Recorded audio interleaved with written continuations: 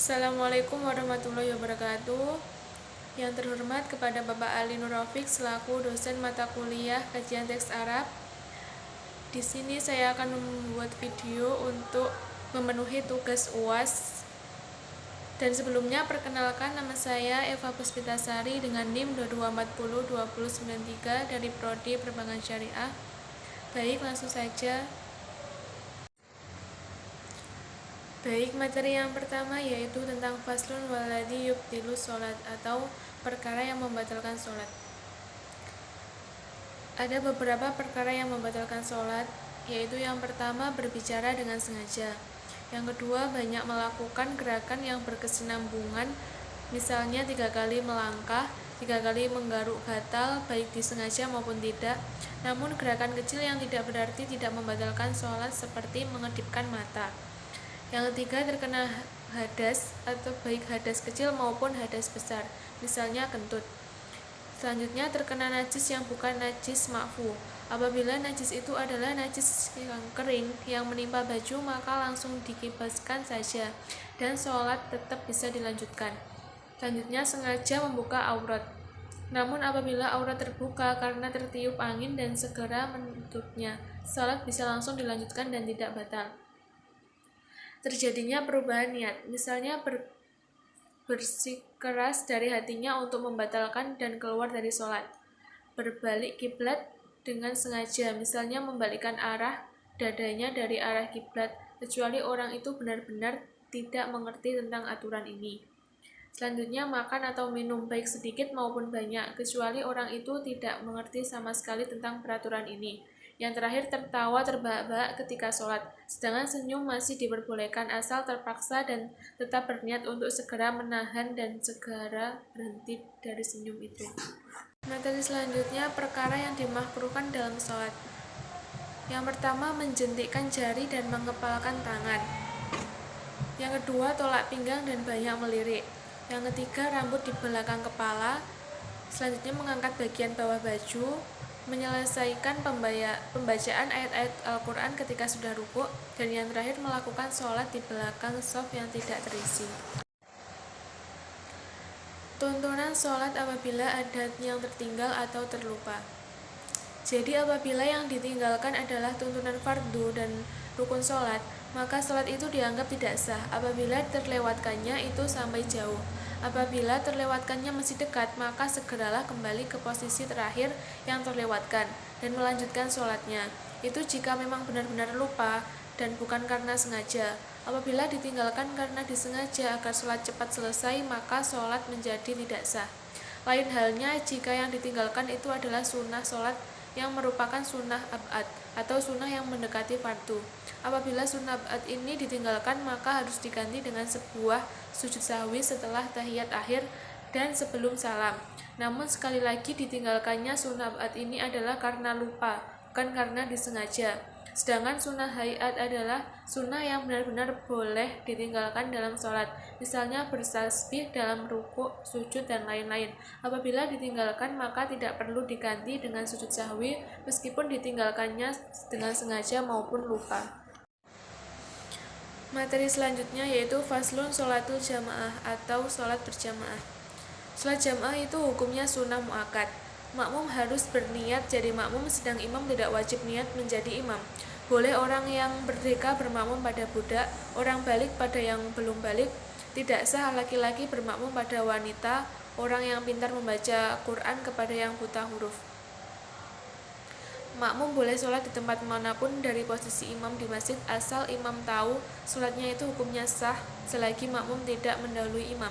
Apabila imam sholat di masjid sedang makmum di luar masjid yang dekat dan imam tahu atas sholat makmum dan tidak penghalang antara keduanya, hukumnya boleh. Sholat qashar. Boleh bagi musafir untuk mengqashar sholat yang 4 rakaat menjadi 2 rakaat dengan 5 syarat. Yang pertama, bukan perjalanan maksiat. Yang kedua, jarak yang ditempuh mencapai 6 farsak. Yang ketiga, sholat 4 rakaat.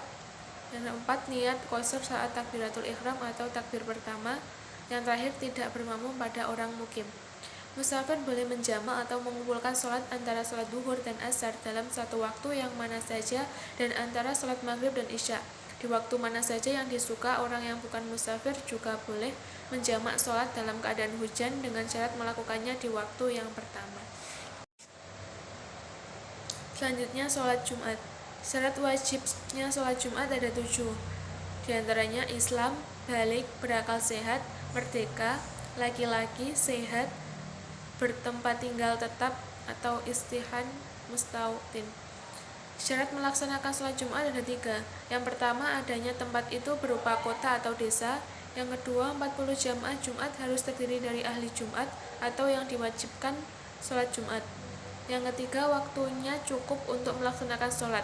Apabila waktunya habis atau syarat tidak terpenuhi, maka diganti sholat zuhur. Fardunya sholat Jumat ada 3. Yang pertama, adanya 2 khutbah yang dilakukan dengan berdiri, duduk di antara 2 khutbah, sholat 2 rakaat secara berjamaah. Perilaku yang disunahkan dalam sholat Jumat ada 4. Mandi keramas dan membersihkan badan, mengenakan pakaian putih, memotong kuku, memakai wewangian, dan disunahkan diam di waktu khutbah. Apabila orang masuk masjid saat imam sedang berkhutbah, hendaknya dia sholat 2 rakaat yang ringan kemudian duduk. Materi selanjutnya yaitu faslun sholatul idain. Pengertian sholat id atau sholat hari raya. Sholat id adalah sholat sunnah yang dikerjakan pada tanggal 1 Syawal dan setelah puasa Ramadan. Untuk sholat Idul Fitri serta tanggal 10 Dzulhijjah untuk Idul Adha. Waktu pelaksanakan sholat id ini berawal sejak matahari mulai meninggi sampai tergelincir secara sempurna. Adapun bagi sholat Idul Adha lebih diutamakan untuk dikerjakan pada awal waktu sehingga memungkinkan bagi para jamaah untuk menyembelih hewan kurbannya setelah mengerjakan. Rukun, syarat, dan sunnah sholat id. Syarat yang pertama, hadirnya imam, dilakukan di tanah lapang, dilakukan dengan berjamaah, balik, berakal, merdeka, sehat badan, dan diakhiri dengan khutbah mukim. Selanjutnya rukun.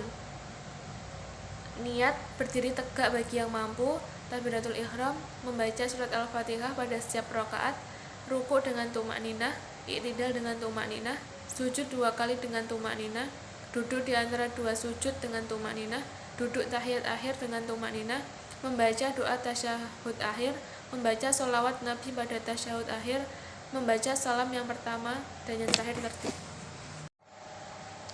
Tata cara sholat id. Yang pertama, niat untuk sholat Idul Fitri. Yang kedua, pada rakaat pertama setelah membaca iftitah, disunahkan membaca takbir sebanyak 7 kali selain takbiratul ihram. Sedangkan pada rakaat kedua sebelum membaca Al-Fatihah disunahkan takbir sebanyak 5 kali selain takbir karena berdiri. Yang ketiga, mengangkat kedua tangan lurus dengan bahu pada tiap-tiap takbir. Bagi imam dan makmum disunatkan mengeraskan bacaan takbir. Setelah membaca Al-Fatihah, membaca Al-A'la pada rakaat pertama dan Al-Ghasyiyah pada rakaat kedua. Bagi imam disunahkan mengeraskan bacaannya. Setelah sholat disunahkan khutbah 2 kali, sebagaimana khutbah Jumat baik rukun maupun sunahnya. Pada saat khutbah pertama disunahkan membaca takbir 9 kali, sedangkan untuk khutbah kedua disunahkan membaca takbir 7 kali. Dalam khutbah hari raya Fitri hendaknya khatib menyampaikan hal-hal yang berkaitan dengan zakat fitrah, sedangkan dalam khutbah hari raya Adha menyampaikan tentang kurban. Materi selanjutnya yaitu faslun sholat khauf. Pengertian sholat khauf adalah sholat yang dilakukan dalam keadaan terancam atau dalam situasi perang. Sholat ini memiliki aturan khusus yang diatur dalam agama Islam untuk memudahkan umat muslim dalam menjalankan ibadah sholat di tengah kondisi konflik atau ancaman. Macam-macam sholat khauf. Jadi sholat khauf yang pertama untuk ketika musuh berada di arah kiblat. Yang kedua dalam kondisi sangat genting dan perang sedang berkecamuk. Materi selanjutnya yaitu kitabus zakat. Zakat adalah sejumlah harta yang wajib dikeluarkan oleh umat muslim untuk diberikan kepada golongan yang berhak menerima, seperti fakir miskin dan semacamnya, sesuai dengan yang ditetapkan oleh syariah. Zakat dibagi menjadi 2, yaitu zakat mal dan zakat fitrah.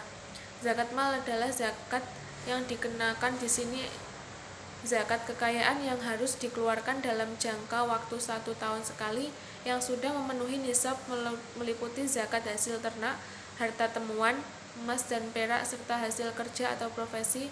Masing-masing jenis memiliki perhitungannya sendiri.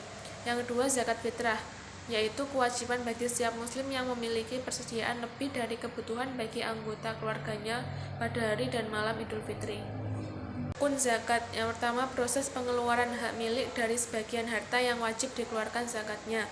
Yang kedua, penyerahan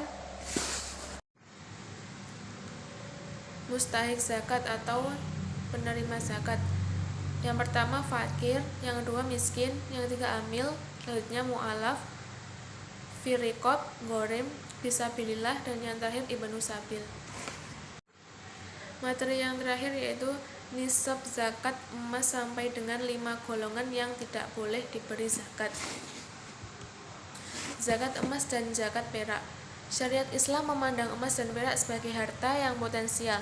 Selain berfungsi sebagai perhiasan yang indah, emas juga berfungsi sebagai alat tukar dari masa ke masa. Nilai harta diukur standar emas dan perak karena sifat emas sebagai harta sangat jelas. Nisab zakat emas adalah 20 dinar atau miskol atau setara dengan 96 gram dan menurut beberapa pendapat ulama setara dengan 85 gram. Sehingga apabila ada seseorang memiliki emas minimum 85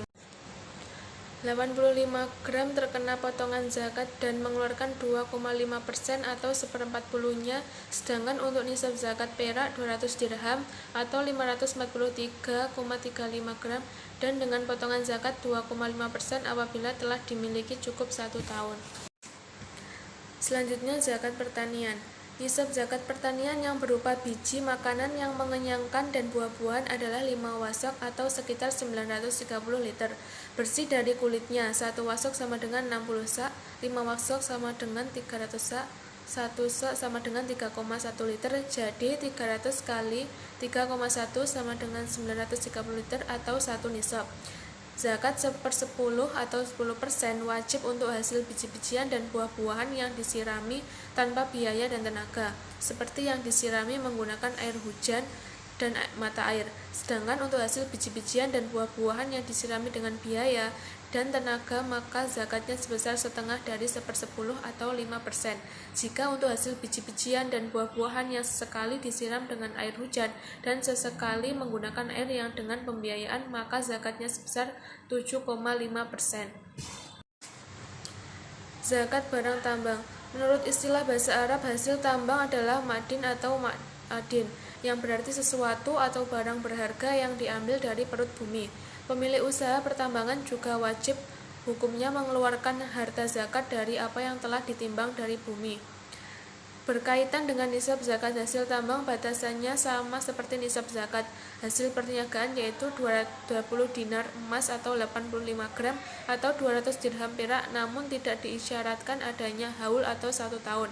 Pengeluaran zakat hasil tambang dilakukan ketika emas atau perak hasil tambang telah dimurnikan dan tidak tercampur lagi dengan pasir, kerikil, atau golongan yang tidak boleh diberi zakat.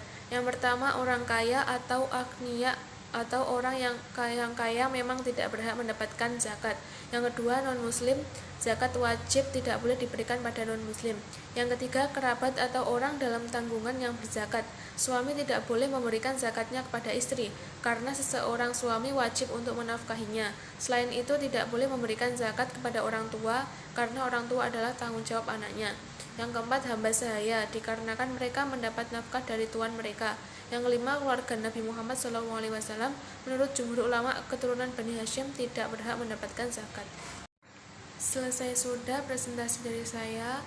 Mohon maaf sebanyak-banyaknya jika ada salah kata dari saya. Sekian, terima kasih. Wassalamualaikum warahmatullahi wabarakatuh.